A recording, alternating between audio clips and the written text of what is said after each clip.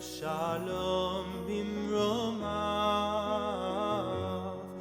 yaseh shalom. It was the Septuagint, the early Greek translation of the Hebrew Bible, that translated tzarat, the condition whose identification and cleansing occupies much of Tazria and Tazria, as lepra, giving rise to a long tradition of identifying it with leprosy. That tradition is now widely acknowledged to be incorrect. Firstly, the condition described in the Torah simply doesn't fit the symptoms of leprosy. Second, the Torah applies it not only to various skin conditions, but also to mildew on clothes and the walls of houses, which certainly rules out any known disease. The Rambam put it best. Tzarat, he says, is a comprehensive term covering a number of dissimilar conditions. Thus, whiteness in a person's skin is called tzarat. The falling off of some of his hair on the head or the chin is called tzarat. A change of colour in garments or in houses is called tzarat. So, seeking to identify the nature of this phenomenon that covers so many different conditions, the sages sought for clues elsewhere in the Torah, and they found them readily available. Miriam was smitten by tzarat for speaking badly about her brother Moses, and the Torah later gave special emphasis to the event, seeing it as a warning for all future generations. Be careful with regard to the plague of tzarat. Remember what the Lord your God did to Miriam along the way after you came out from Egypt. It was, in other words, not a normal phenomenon, but a specific divine punishment for what Miriam did, speak lashon hara, evil speech. The rabbis drew attention to a verbal similarity between mitzorah, a person afflicted with tzarat, and motzi shem ra, someone guilty of slander. And the Rambam, on the basis of rabbinic traditions, gives a brilliant account of why tzarat afflicted both inanimate objects like walls and clothes, and also human beings. This is what he says. Tzarat, was a sign and wonder among the Israelites to warn them against slanderous speaking. For if a man uttered slander, the walls of his house would suffer a change. If he repented, then the house would become clean. But if he continued in his wickedness until the house was torn down, leather objects on which he sat or lay would suffer a change. If he repented, they would again become clean. But if he continued in his wickedness until they were burned, the garments which he wore would suffer a change. And if he repented, they would again become clean. But if he continued in his wickedness until the garments were burned, his skin would suffer a change, and he would become infected by tzarat and be set apart and alone until he no more engaged in the conversation of the wicked, which is scoffing and slander. To my mind, the most compelling illustration of what the Torah is talking about and Jewish tradition when it speaks about the gravity of motzi shem ra, slander, and lashon hara, evil speech, is Shakespeare's tragedy Othello. Iago, a high-ranking soldier, is bitterly resentful of Othello, a Moorish general in the army of Venice.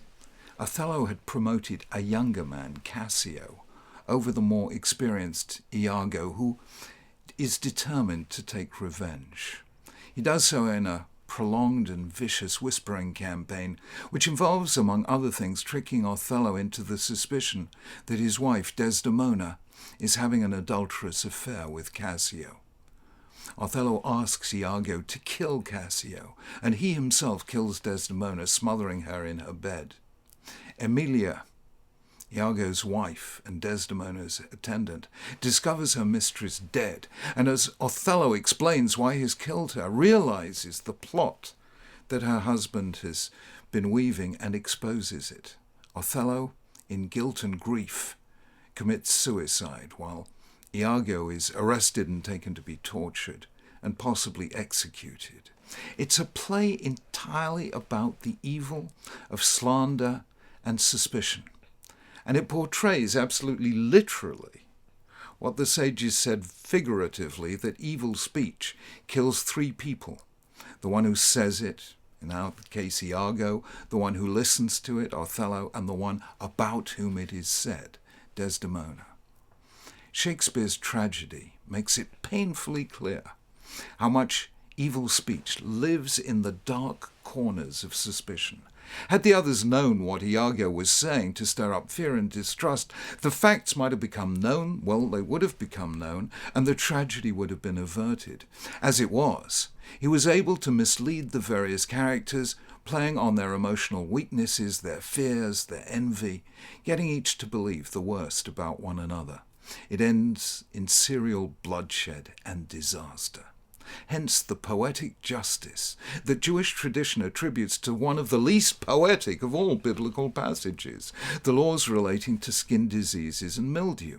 The slanderer spreads his lies in private, but his evils are exposed in public. First, the walls of his house proclaim his sin, then the leather objects on which he sits, then his clothes, eventually his skin itself, and then he is condemned to the humiliation of having to live in isolation.